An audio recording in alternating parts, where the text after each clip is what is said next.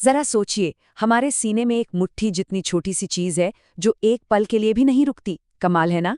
ये हमारे शरीर की सबसे शानदार मशीनों में से एक है, हमारा सर्कुलेटरी सिस्टम। ये मैकेनिक्स और केमिस्ट्री का एक ऐसा जबरदस्त कॉम्बिनेशन है जो हमें हर पल हर सेकंड जिंदा रखता है। ये बात सुनने में भले ही थोड़ी डरावनी लगे, पर असल में ये हमारे शरीर के अंदर की जबरदस्त पावर को दिखाती है। ये वो ताकत है जो हर सेकंड हमारे अंदर काम कर रही है और हमें चला रही है।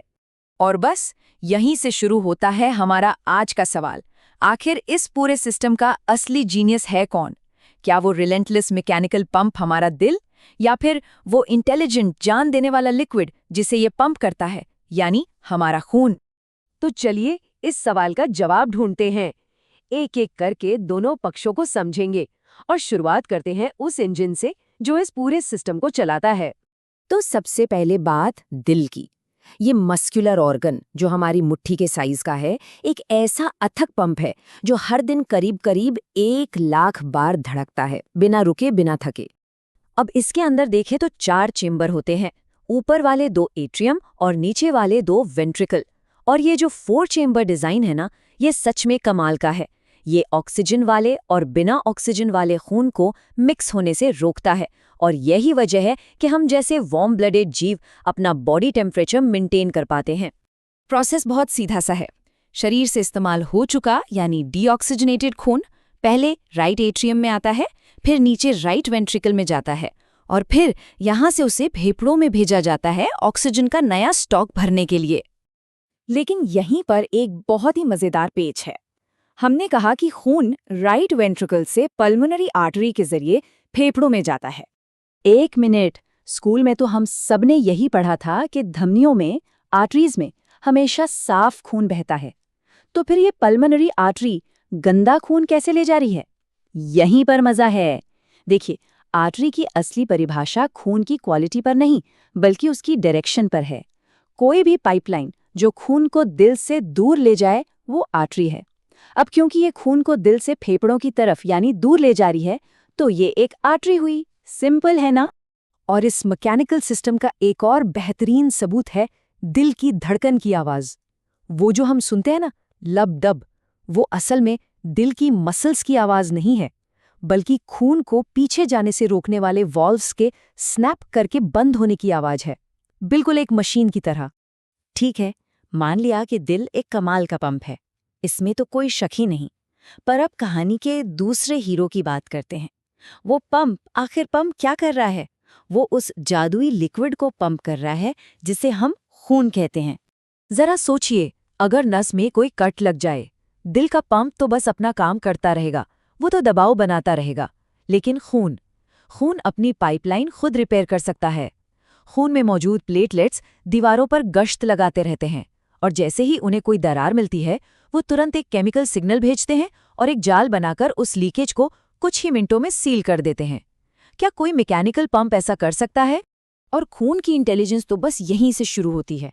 इसके रेड ब्लड सेल्स को देखिए, ये ज़्यादा से ज़्यादा ऑक्सीजन ले जाने के लिए इतने डेडिकेटेड हैं कि अपना न्यूक्लियस यानी अपना दिमाग तक बाहर फेंक देते हैं। और वाइट ब्लड सेल्स, वो तो शरीर की आर्मी है जो पैकमैन की तरह घूम घूम कर दुश्मनों यानी बैक्टीरिया को निगल जाते हैं। ये इंटेलिजेंस है। तो एक तरफ है दिल की मैकेनिकल पावर और दूसरी तरफ खून की केमिकल इंटेलिजेंस। अब देखते हैं कि ये दोनों मिलकर हालात के हिसाब से खुद को अपग्रेड कैसे करते हैं।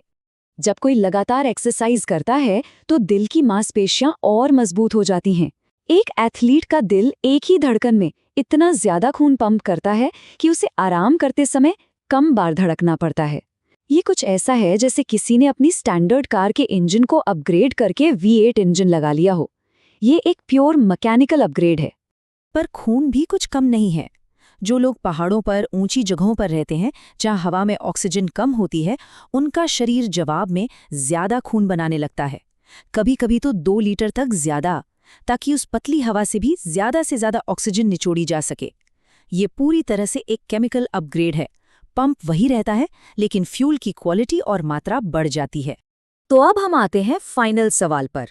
जिंदा रहने के लिए आखिर क्या ज्यादा जरूरी है? दिल का बनाया हुआ फिजिकल प्रेशर या खून के अंदर की केमिकल इंटेलिजेंस? हम सब ने कभी ना कभी ब्लड प्रेशर चेक करवाया होगा और वो नंबर सुना होगा 120/80। इसका मतलब क्या है? सीधी भाषा में 120 वो प्रेशर है जब दिल धड़कता है और 80 वो प्रेशर है जब दिल दो धड़कनों के बीच रेस्ट कर रहा होता है। अब असल बात यह है कि अगर ये मैकेनिकल प्रेशर अचानक से गिर जाए तो खून ग्रेविटी के खिलाफ हमारे दिमाग तक पहुंच ही नहीं पाएगा और बस कुछ ही सेकंड्स में इंसान बेहोश हो जाएगा। खून कितना भी जादुई क्यों ना हो, बिना प्रेशर के वो दिमाग तक नहीं पहुंच सकता। पॉइंट दिल को। लेकिन अब दूसरा पहलू देखिए, खून सिर्फ ऑक्सीजन का ट्रांसपोर्टर नहीं है, ये शरीर का टेम्परेचर कंट्रोल करने वाला थर्मोस्टेट है। ये जरूरी हार्मोन्स को सही जगह पहुंचाने वाला मैसेंजर है।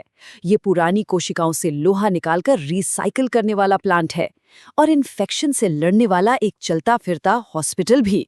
इतने सारे काम, इन सब के आगे दिल का काम सिर्फ धड़कना थोड़ा बेसिक नहीं लगता? देखिए, सच तो ये है कि ये कोई मुकाबला है ही नहीं। ये तो मैकेनिक्स और केमिस्ट्री की एक ऐसी शानदार पार्टनरशिप है जिसे एक दूसरे से अलग किया ही नहीं जा सकता। ये बात यहाँ एकदम साफ है। अगर दिल बल देता है तो खून उस बल का कार्य बनता है। अगर दिल लय देता है तो खून उस लय का कारण बनता है। दिल एक इंजन है तो खून उस इंजन को चलाने का मकसद है। सीधी बात, बिना खून के दिल एक बेकार मशीन है और बिना दिल के खून एक ठहरा हुआ तालाब। तो अगली बार जब कभी अपनी धड़कन महसूस होना, सीने पर हाथ रखने पर वो जो एक रिदम सुनाई देती है लब डब, तो एक पल के लिए रुक कर सोचिएगा जरूर, ये जो हम महसूस कर रहे हैं ये क्या है? क्या ये सिर्फ एक मैकेनिकल इंजन की गूंज है या फिर उस जिंदा जादू की हलचल है जो इस इंजन को चलने का मकसद देती है?